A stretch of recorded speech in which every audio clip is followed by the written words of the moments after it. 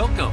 I'm Doug Morgan, and you're listening to Uncommon Sense, where we hunt for the truth in the topics you're not supposed to talk about, Christianity and politics.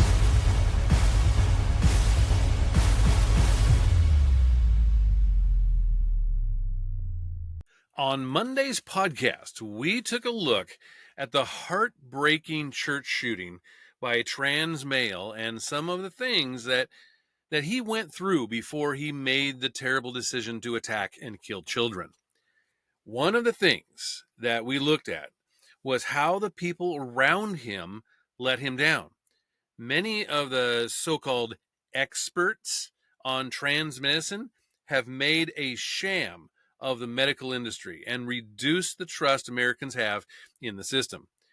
In fact, overall, public trust in physicians and hospitals has plummeted, going from 71.5% in April of 2020. That was, of course, right before COVID, right? To 40.1% in January of last year. This is according to a Northeastern University study.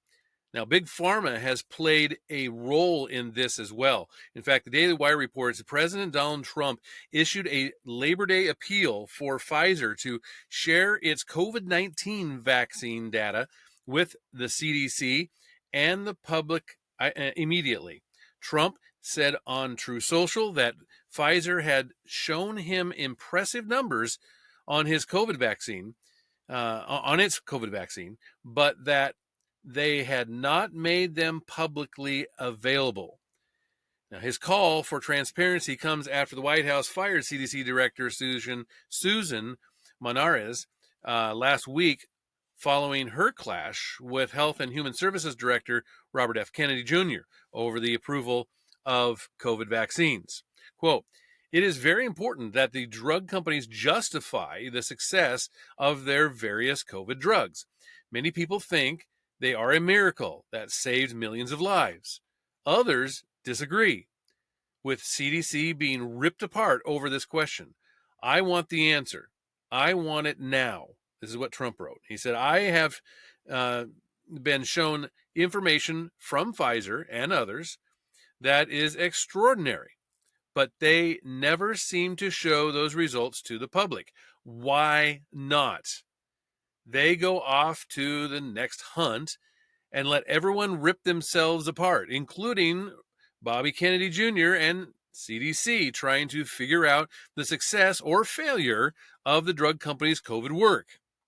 They show me great numbers and results, but they don't seem to be showing them to many others." This is what Trump added. He said, "I want them to show them now to CDC and the public and clear up this mess one way or the other."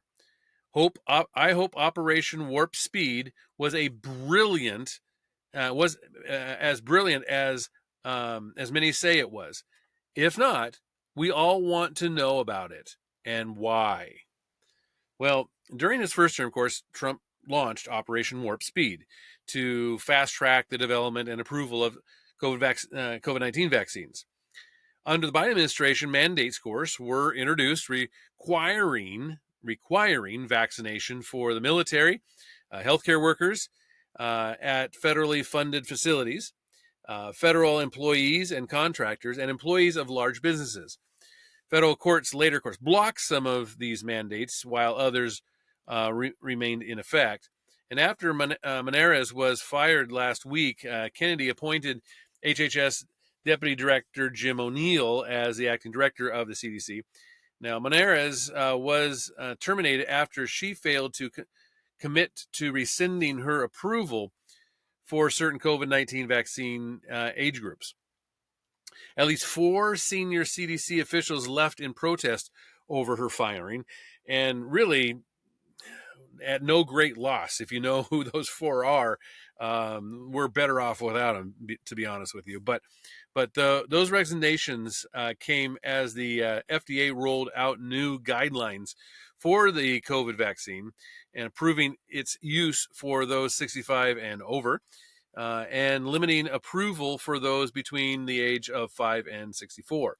quote, the emergency use authorizations for COVID vaccines, once used to justify broad mandates on the general public during the Biden administration, are now rescinded. This is what Kennedy announced. And he also said the FDA has now issued marketing authorization for those at higher risk. Moderna, 6+ months, Pfizer, 5+, and Novavax, 12+. These vaccines are available for all patients who choose them after consulting with their doctors. But Big Pharma and COVID was just one of the distrust factors. When it came to the church shooter and him thinking that God had created him in the wrong body, this was encouraged, I guess is maybe the best word to say, by none other than the biggest association of doctors. In fact, an article by Lior Sapir, PhD, who is a senior fellow at the Manhattan Institute, he said that the American American Medical Association, that's the AMA, the American Medical Association, is the largest and most powerful doctors organization in the United States. And it has also consistently supported pediatric medical transitions, or gender affirming care, as they call it, which includes puberty blockers, cross-sex hormones, and surgeries administered to minors. The AMA has passed a resolution promising to protect these procedures, not protect these children, but to protect these procedures, joined an amicus brief in a lawsuit challenging a state age restriction law, and written a letter urging state governors to veto similar legislation. The AMA has done all of this despite the findings from systemic reviews, which the systemic reviews are the gold standard of evidence-based medicine, and they're called EBMs. I want you to remember this. These are the gold standard of evidence-based medicine, these EBMs. And despite the findings of them, the systemic reviews of weak evidence for these treatments and medical health benefits, and despite the corresponding health risks. So in 2021, AMA board member Michael Suck publicly called pediatric transitions, quote, medically necessary, evidence-based care. That's what he said. He did so after health authorities in several European countries, including progressive Sweden and Finland, had already begun to change course and prioritize psychotherapy for pediatric gender dysphoria cases. So in other words, they're saying this is a mental issue. Skeptics of the AMA's position have wondered how a professional medical organization could have ignored systemic reviews. New videos, one of which was published by the Daily Wire, by the way, provided a possible answer. The videos reveal the AMA's president, the Michigan-based throat doctor, Bobby McCamala, making false claims about pediatric gender medicine and demonstrating ignorance of just basic concepts in EBM. Now, McCamala appears to believe that that only doctors involved in medical practice can be trusted to evaluate the evidence for the treatment they perform. Where EBM sees a potential conflict of interest, the president of AMA sees a credible source of expertise. So in accordance with his belief about expertise, McCamala recommended that a legislator consult with one gender doctor in particular. So he said, hey, if you want to really know about this kind of stuff, then you should talk to fellow Michigander Jesse Krikorian, which the Daily Wire's videos also revealed that Krikorian, like McCamala, is unfamiliar with basic principles of EBM, which you should not be if you're in that position. And with existing research on pediatric gender medicine. Together, therefore, the videos illustrate the broken chain of trust in American medicine. Medical group leaders place trust in conflicted experts who deliberately or out of incompetence mislead their colleagues. The videos published were recorded by Representative Brad Paquette. He's a Republican in the Michigan House of Representatives who has opposed pediatric gender transition. The first video published last Tuesday, August 26th, contains a conversation between Paquette and McCullough, which took place after the two discussed gender medicine at the Michigan House Subcommittee on Public Health and Food Security hearing on April 15th. Now, Paquette also invited Ethan Haim, the surgeon turned whistleblower who exposed Texas Children's Hospital for performing pediatric transition procedures to the call. So he was on there as well on that one. The second and third videos feature conversations between Paquette and Krikorian, whom McCullough recommended to Paquette as a credible expert, remember, on the evidence of pediatric medical transition. Now, Paquette recorded all three conversations without his participants' knowledge, which he could do legally because Michigan's eavesdropping law exempts conversations in which the recorder participates. The AMA president, who knew in advance that Paquette was calling to discuss pediatric gender medicine, made two noteworthy claims on the call. First, he asserted that the suicide rate, get this, not the suicidal ideation or attempts, but the deaths by suicide among people who identified as transgender is between 50 and 70%, is what he said. 50 and 70%.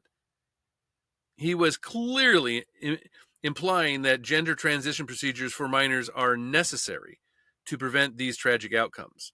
So he's saying that if you don't get your surgery, that these individuals will die, 50 to 70% of them will die by suicide. Well, this claim is just baseless. I mean, indeed, if even the most outspoken advocates of pediatric transition refrain from saying that suicide, as opposed to suicidal ideation or attempts, is this high among trans-identifying youth. I mean, the truth about suicide is this population in this population is just simply complex, and the research is often mischaracterized. Well, really by both sides of the debate. Suicide does appear to be higher among youth with gender dysphoria than in the general population, but existing data from the UK suggests that it is below 1/10 of 1%. I'm going to repeat that. Existing data from from England, the United Kingdom, suggests that it is below 1/10 of 1%. And no studies suggest that it is higher in the United States or elsewhere. So last December, ACLU lawyer and LGBTQ and HIV project co-director Chase Straganio submitted in a Supreme Court hearing, okay, this is to the Supreme Court, that, quote, get this, suicide, thankfully and admittedly, is rare among trans-identifying youth. That's what he said. Now, the best available research also suggests that co-occurring mental health conditions, common in youth diagnosed with gender dysphoria, likely explain the elevated risk. No credible evidence shows that medical transition resolves or even lowers the rate of suicidal behavior. And some evidence suggests that suicide risk remains significantly elevated, though still nowhere near the figures cited by McCullough following the medical transition. Now, McCullough's assertion about suicide is troubling, not only because it is false, but also because it defies evidence-based recommendations for preventing suicide, which is known to be a socially contagious behavior. Finland's leading gender clinician has called the suicide narrative the notion that absent pediatric transition, gender distressed use will escalate to suicide. That disinformation, he calls this disinformation, and those who use it irresponsible. Last year, the UK's Labour government asked Lewis Appleby, he's a professor of psychiatry with expertise in suicide research and prevention. They asked him to examine claims that the country's restrictions on access to puberty blockers have led to increased suicides. Well, Appleby reported that the available data do not support the claim, as he said. And he added that, quote, the way that this issue has been discussed on social media has been insensitive and distressing and dangerous and goes against guidance on safe reporting of suicide, unquote. Well, McConnell's second claim on the call is possibly even more troubling, even or given that it came from the president of America's largest and most powerful doctors lobby. Well, when Haim asked McConnell why the AMA continues to make claims about gender-affirming care that are just negated by systemic reviews of evidence, McConnell refused to discuss the matter. He even seemed annoyed that Haim felt entitled to review the evidence himself. In a later email exchange, McConnell said that, quote, we should defer to the people that take care of patients with these issues, as no one else is an expert, unquote. Wow. McConnell's admonishment just runs counter to two foundational principles of evidence-based medicine, that systemic reviews sit at the top of the hierarchy of evidence, while individual clinicians and their opinions sit at the bottom, and the experts who are personally invested, professionally invested, intellectually invested, or financially in a given treatment are unlikely to evaluate the evidence for it impartially. In other words, they have a dog in the fight. They have reason to come up with certain types of research and what that research they think produces. Well, as a leading textbook in EBM emphasizes, financial interests are only one potential conflict. Non-financial conflicts, including like intellectual conflicts arising from, say, advocacy or publication, can bias an expert's assessment of the evidence and recommendations at least as much as the financial ones. So in other words, if I am a researcher and I want to get published, then I probably better come up with something that sounds like something the press will come out with. If it doesn't produce evidence of things that the media want to cover, then I'm not even going to be seen, and my study's not even going to be seen. Well, health organizations have embraced these principles in the context of developing clinical recommendations, a process that in EBM requires a systemic appraisal of evidence. The National Academy of Medicine, that's the NAM, recommends having unconflicted methodologists lead the development of clinical practice guidelines in collaboration with clinical experts who may be conflicted to a degree that would not preclude them from panel participation.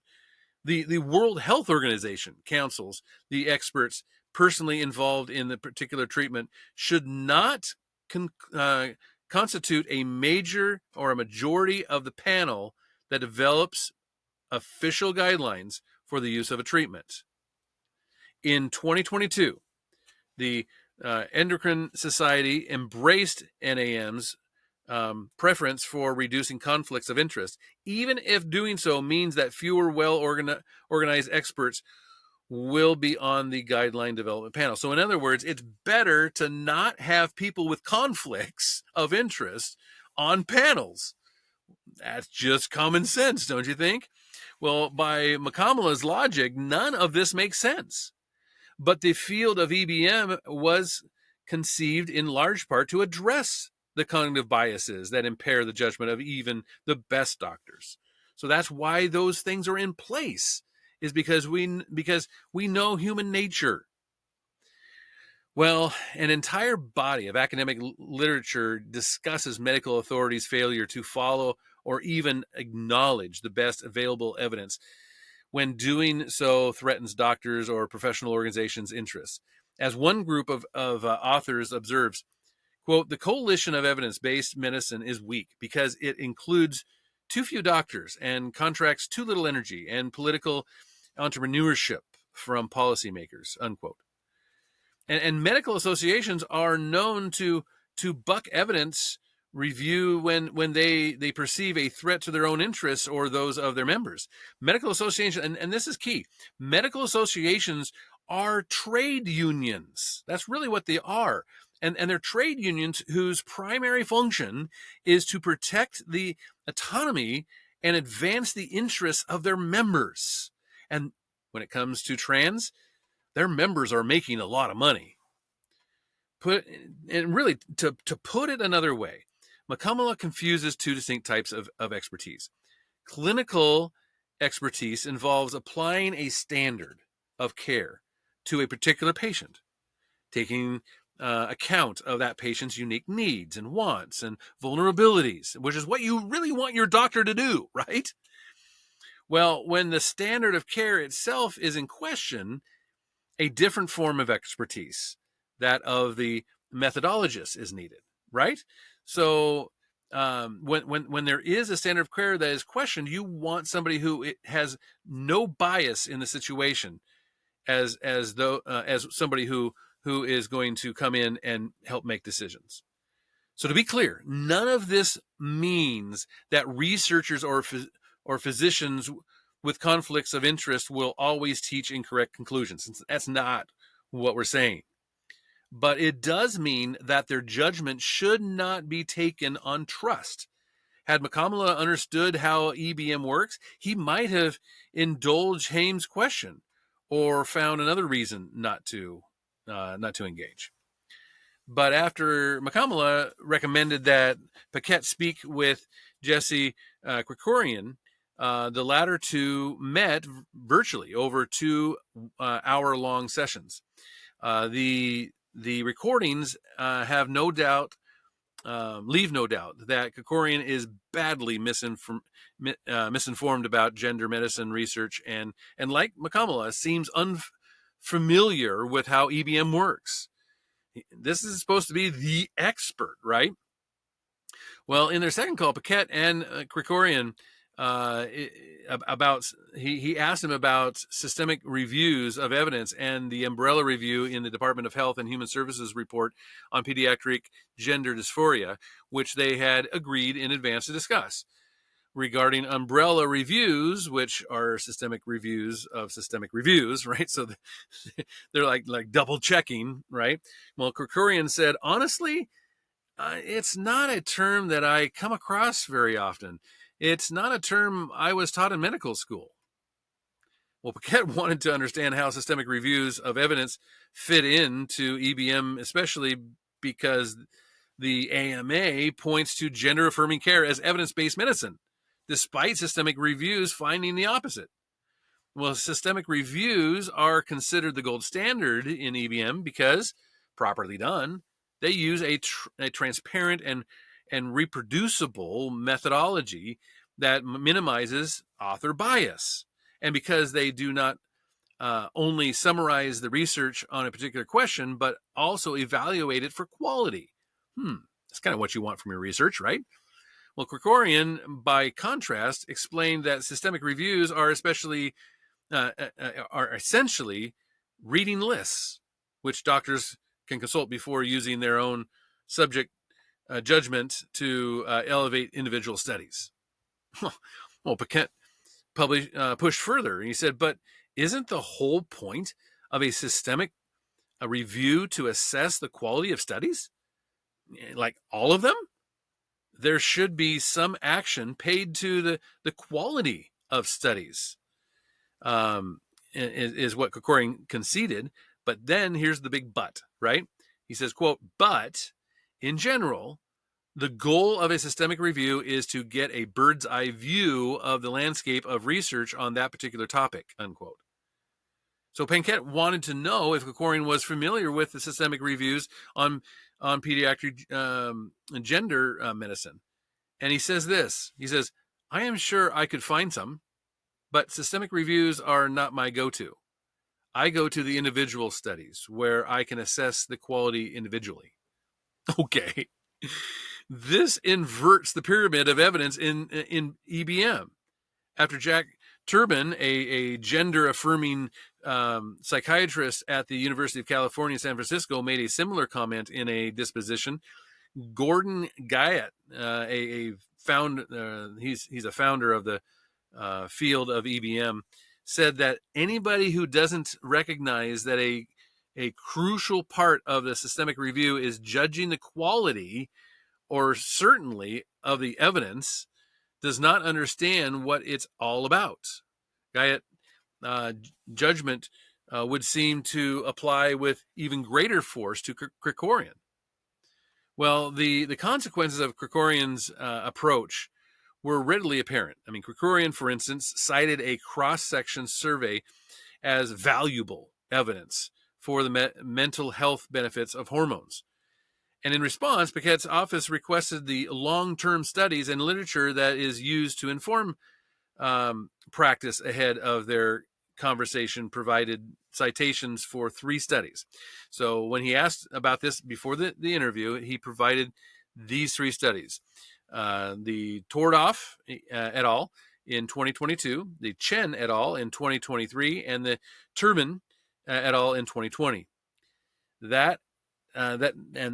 These have been found to have serious methodological problems that render their self-reported conclusions just unreliable.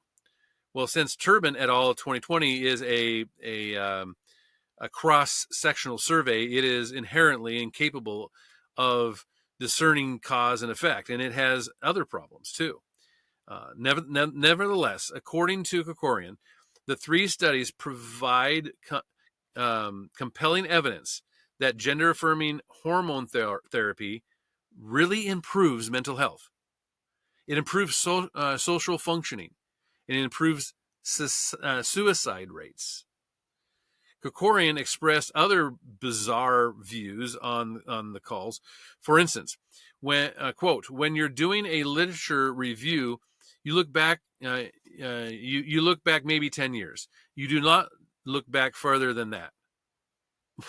Well, while changing social or cultural context can be relevant in assessing research findings, when a study was conducted is far less important than how it was conducted.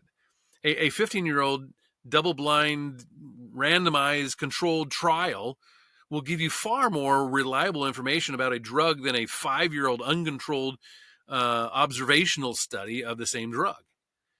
Well, when discussing risks of cross-sex hormones, the Krikorian minimized the side effects, or even cast them as desirable. So he said, quote, most of the side effects are things people are looking for. They're looking for beard growth, deepening voice, softer skin, more feminine distribution of fat. Testosterone gives girls acne, but acne is normal during puberty anyway. For estrogen, you may cry more during commercials, but for some, that's desirable. Most disturbingly, Krikorian assured Paquette that these are chemicals that half the population is making naturally. These are chemicals that occur in 50% of the bodies, he says. This is dangerously misleading.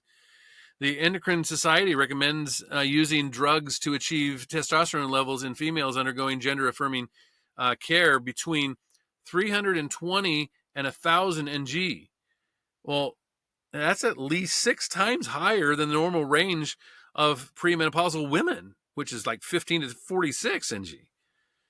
Side effects of these treatments include, just all kinds of nasty stuff. So Krikorian did not seem bothered by the risk of infertility even, because, as he says, at 13 or 14, adolescents have some insight into the seriousness of whether or not they're going to be able to have children. Yeah. So you can decide at 13 or 14 whether or not you want to have children or not. And he even went on to say that even if they can't have children, well, there's adoption. Okay.